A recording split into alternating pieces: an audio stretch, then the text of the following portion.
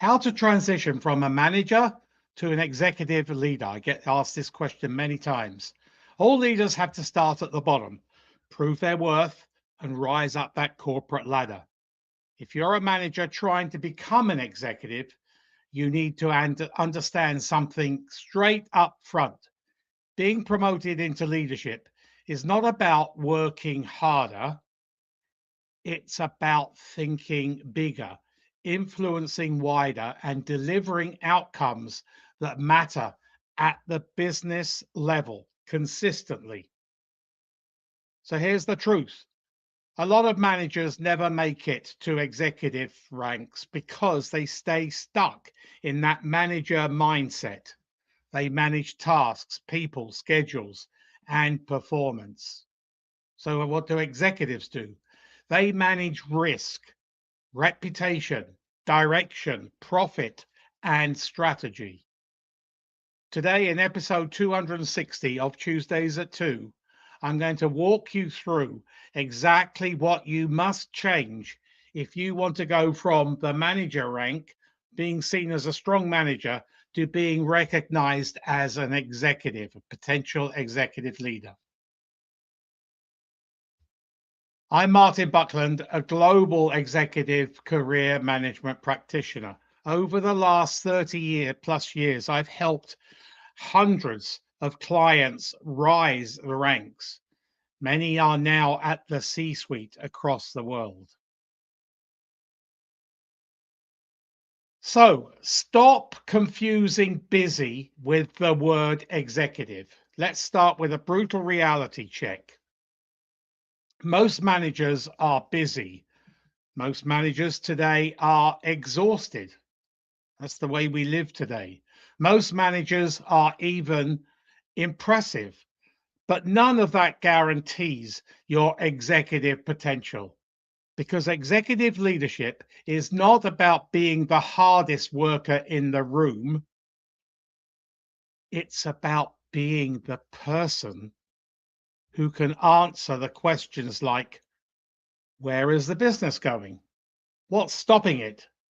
What's the opportunity we are missing?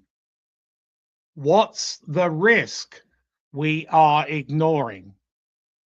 What must change? Be intuitive and inquisitive, wanting to sharpen the competitive edge. Executives don't get paid to be busy. They get paid to make decisions and drive outcomes that affect the organization. If you want to transition, you must stop trying to be the best manager and start becoming the strongest leader. The big shift from doing to owning. Managers are rewarded for execution. Executives generally are rewarded for assuming that ownership. Ownership looks like this. You take responsibility beyond your job description. You anticipate problems before they happen. You lead cross-functional outcomes. You don't wait for permission to think bigger. You just do it. A manager says, my team hit the target. Big deal. An executive says, we're ahead of target by 9%, 9% because I changed the approach and removed certain barriers. Executives don't just deliver results. They deliver results through complexity across stakeholders, across the business, often under pressure. That's what makes them valuable. You must master an executive communication. This is where many managers fail. They speak like managers, meaning that they are over-explain. They give long updates. They go on and on and on. They focus on process. They drown people in detail. Executives don't have the time for that. They are busy, busy, busy. Executive communications is clear and concise, direct to the point, structured, business focused, outcome driven, intriguing, and captivating. So here's a simple model to use in meetings. Number one, what is the issue? Number two, what is the impact? Number three, what is the recommendation? Number four, what is the risk? Number five, the decision that it requires, that's needed. If you want to be taken seriously as an executive, your communication must sound like you and belong at that executive level.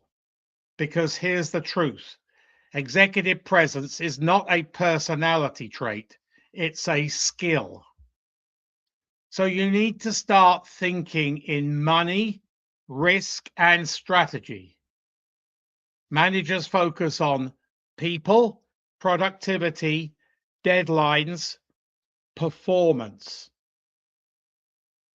Executives, they focus on revenue, costs, the risk, the growth, the market position, the reputation, the sustainability, stakeholder confidence, the people, the talent, productivity, deadlines, and performance. If you want to transition, you must start framing your work like an executive. So instead of saying, I improved team performance, you need to say and alter your communication. Say, I improved output by 18% without increasing headcount, reducing operational costs, and improving delivery times by 7%. So instead of I led a project, say something like this. I led a cross-functional product, reducing risk exposure, improving customer retention. So executives live in a world of consequences. Your language, your communication needs to reflect that. Become a cross-functional leader. Here's one of the biggest differences between managers and executives. Managers lead teams. Executives lead systems. Managers stay inside their department. Executives, they influence across the business, finance, HR, operations, technology, legal, marketing, stakeholders, boards, regulators, partners. The list goes on. If you want to be seen as an executive material, you must demonstrate you can collaborate across silos, across the business, all departments. You can handle competing agendas. You can lead with authority. You can build alignment and collaboration. You can make tough, maybe unpopular decisions, and that's happening a lot recently. That means that you must stop seeing other departments as obstacles. Executives see them as levers. They leverage talent and assets from across the business. Stop trying to be liked and start leading. Managers often try to be liked. Executives need to be trusted and respected. That requires some very difficult decisions. Executive leadership means saying no, setting standards, holding people accountable, having uncomfortable conversations, making calls when there's no no perfect answer.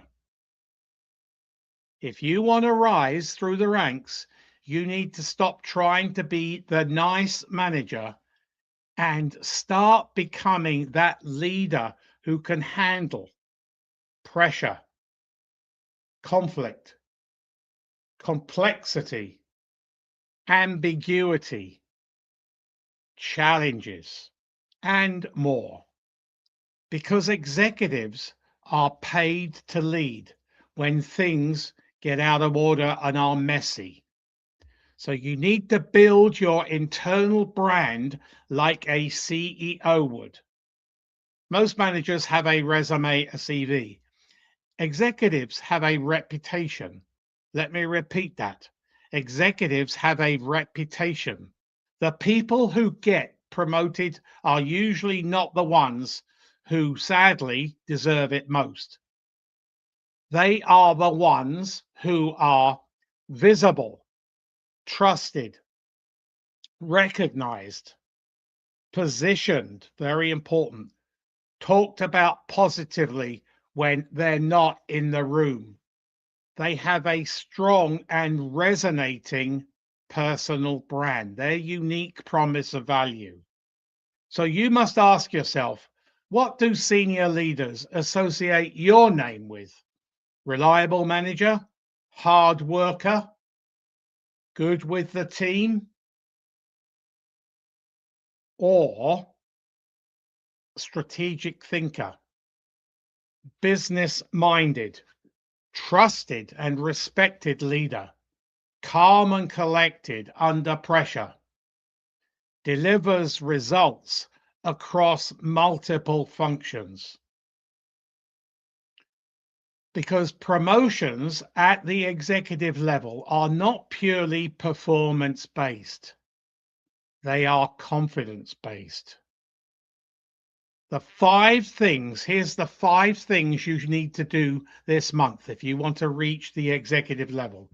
If you want to make this transition, here are 5 actions you must take immediately. Number 1, ask for that exposure. Volunteer for projects that touch other departments outside your own domain. Number 2, speak in outcomes. That's what they like. Stop giving updates, start giving business impacts.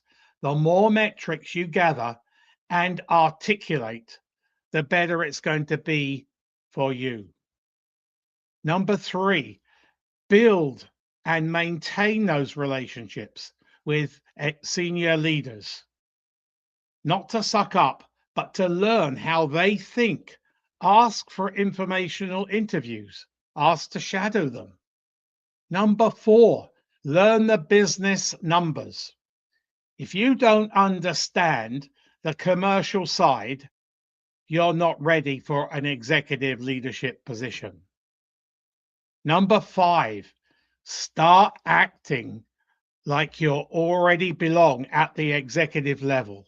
Not arrogance, not ego, definitely not ego, but clarity, maturity, and leadership presence. So here's the final truth. You don't become an executive by waiting for that permission. You become an executive by thinking like one, speaking like one, and delivering like one. So if you're serious about career progression, you need to stop managing your career like a side project. Get serious. Treat it like a business strategy. I'm Martin Buckland, a global executive career management practitioner.